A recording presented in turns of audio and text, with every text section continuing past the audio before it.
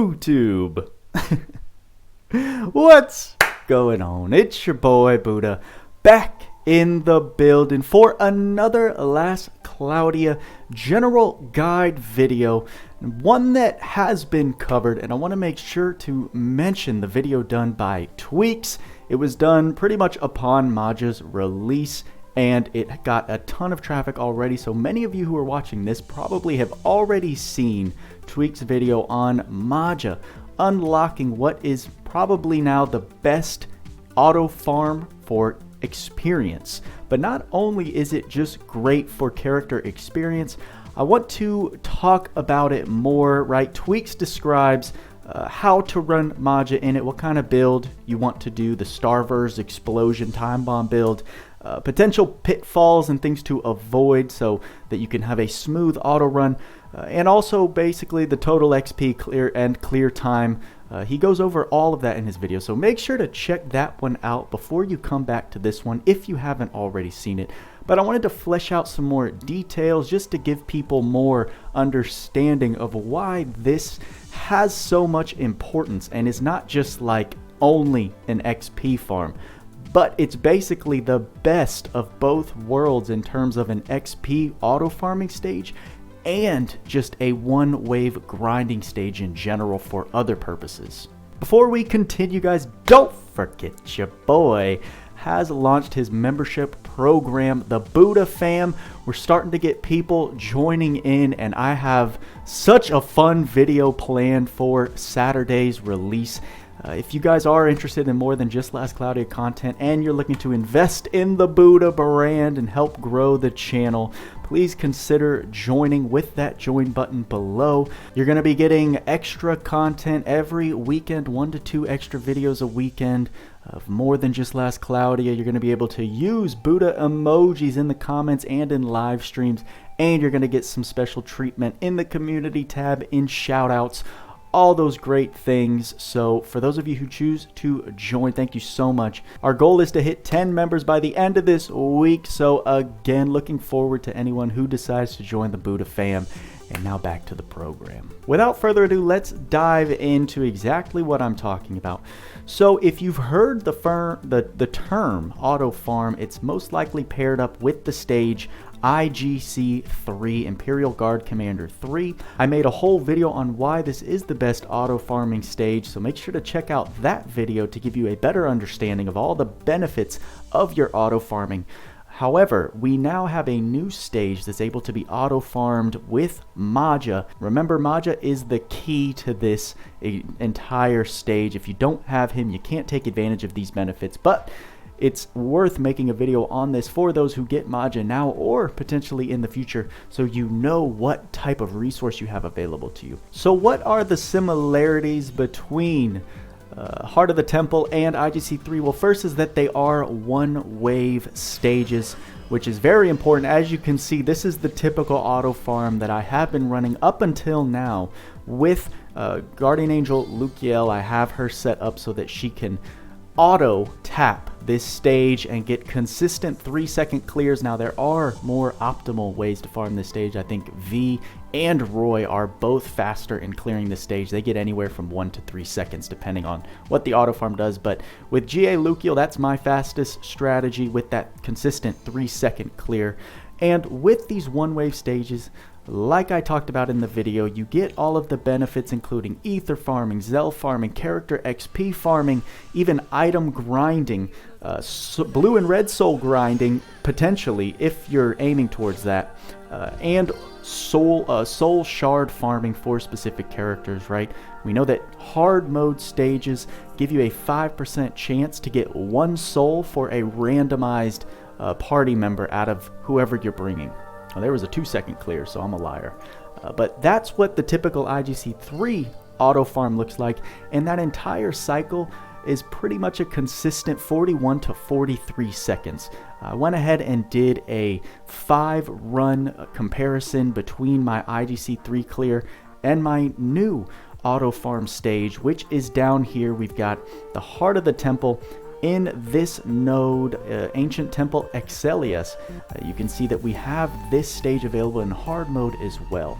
So those are the types of benefits that you can take advantage of. But now let's get into the differences, why this stage is so significant. To put it very simply and to not go into too much detail of how I personally tested it, this stage offers an XP grind that's about 3 times the amount of XP per second that you can obtain here versus IGC3. And of course that varies depending on how fast you can clear each stage, but with a team that can clear IGC3 in 3 seconds or under versus my Maja, who can finish this stage in around 10 to 11 seconds, and then taking the amount of experience earned over the course of how long it took, dividing it by the total amount of seconds, that's how I basically came to that conclusion of how much XP per second I was earning with each of these runs. So that's immediately a huge drawing point. That's a ridiculous amount of XP. Let's say IGC3, if you ran it 24/7, takes you a week to farm up a character from 1 to 100. That's purely hypothetical. 3 times that speed, you're looking at 2 to 3 days. You can now get a character from level 1 to 100 with the Heart of the Temple farm at that specific clear time. It's also an exponentially better stage to farm Zell and blue/red souls if you're aiming for that. And I had a sheet where I had the exact numbers written down, but I accidentally threw that away. So I no longer have the exact amount of Zell and soul grind that it's better for. But I can tell you it's very significant, and the XP farm of 3 times the amount of XP per second that you're getting by running this. As you can see, Maja is just nuking it. 11-second clear time. I think the total cycle time, I was getting anywhere from like 48 to 52 seconds. I think somewhere in there, and then IGC3 is like a consistent 43 cycle time. You know what I can actually do? I can put up the timer images that I use, so I'll go ahead and do that now so you can see the side by side. Obviously the one with the longer time is the Heart of the Temple clears 5 times, and the shorter time is the 5 IGC3 clears. Now while those specific categories are boosted by running this stage if you're able to, you do lose out on some speed in which these one wave clears are occurring. So specifically for Arc Ether grinding and character shard farming, character soul shard farming, those are happening at a little bit of a decreased rate. So it should be noted that, right, some of your efforts while grinding this stage will be sped up and a couple others will be slowed down, but you just kind of have to prioritize what you're looking for.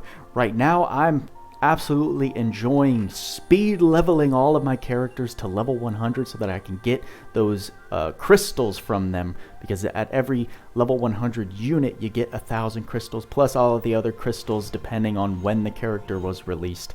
So that factor's great. I've been loving that. It's still helping me with my Arc Ether efforts. Not as quick as IGC3, but again, I've gotten all the Arc Ether rewards that I've really been gunning for, so now Arc Ether farming's kind of a luxury.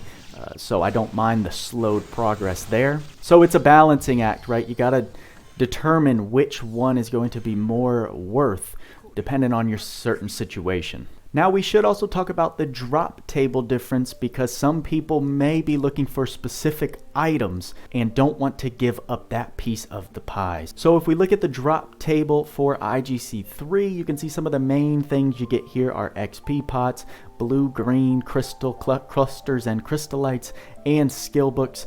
The enhancement materials I'm not stressing too much. They do change, but it's mainly the ones I mentioned before that are some of the main snags by grinding IGC3. So by switching over to Heart of the Temple, the drop table does change. You can see here you do still get crystals, clusters, and crystallites of the purple, and you do still get rainbow crystals and crystallites.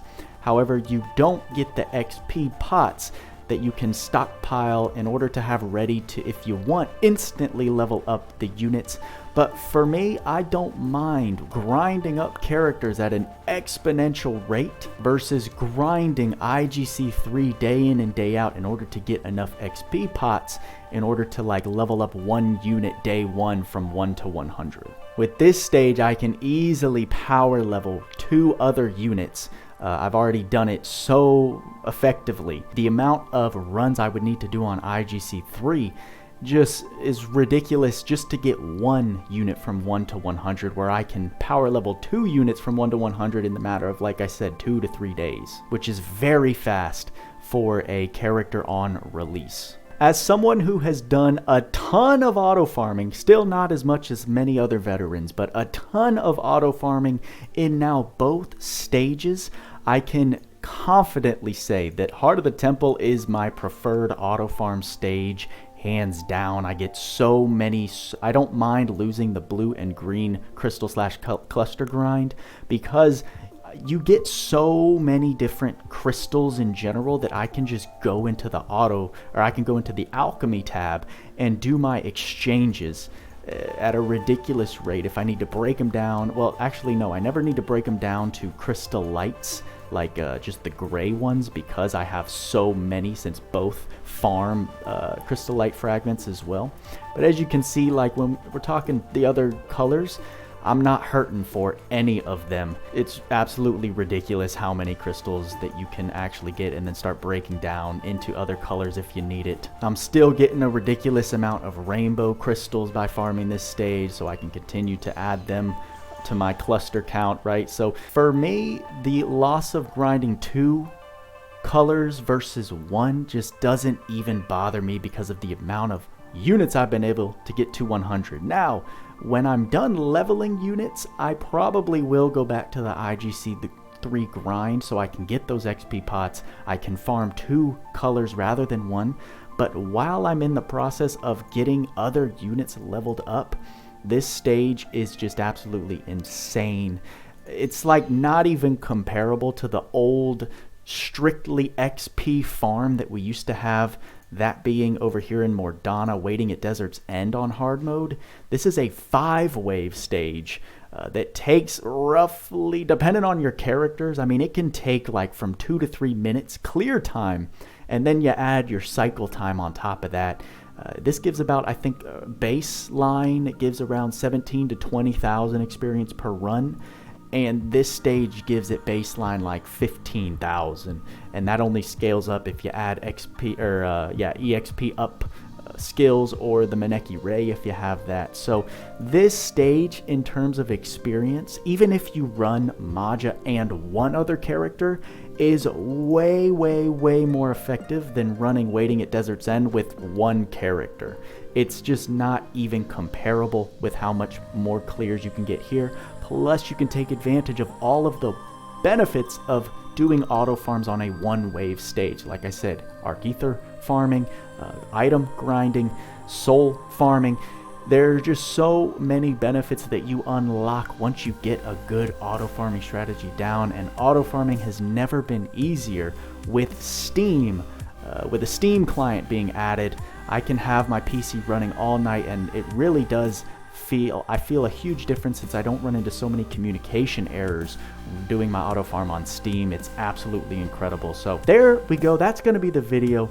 Just wanted to highlight some differences, specific differences between all of these auto farming stages, so you can get a clearer understanding of why this is so impactful, why Maja brings such a big thing to the game, because he kind of takes the best of IGC3 and Waiting at Desert's End and then mashes it together, so you have access to a stage that gives you all of the above.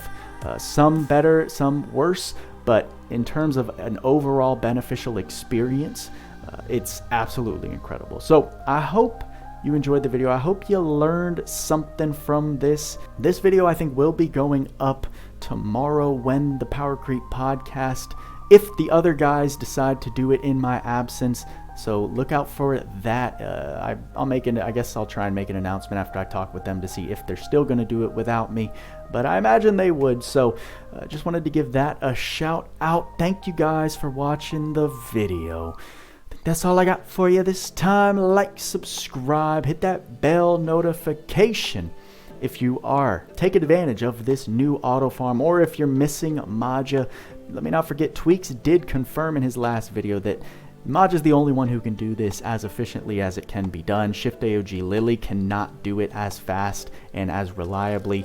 Shift Eliza cannot clear that stage. It's only Maja with his Starverse that can one-tap the stage on auto and take care of business. Again, go check out his video if you want like the build that he's using, the general strategy and the general thought process behind how to do that stage. Turn on all notifications to know exactly when I post a video. You won't be out of the loop in case of emergency situations.